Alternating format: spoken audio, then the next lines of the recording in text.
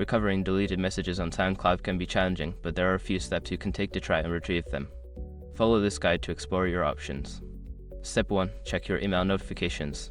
Look for any email notifications from SoundCloud regarding messages. If you received an email when a message was sent, you might find the content there.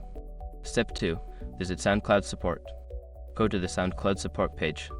They may have updated information or tools that can help you recover deleted messages or provide guidance on the issue. Step 3. Contact SoundCloud support. If you cannot find your messages, reach out to SoundCloud's customer support.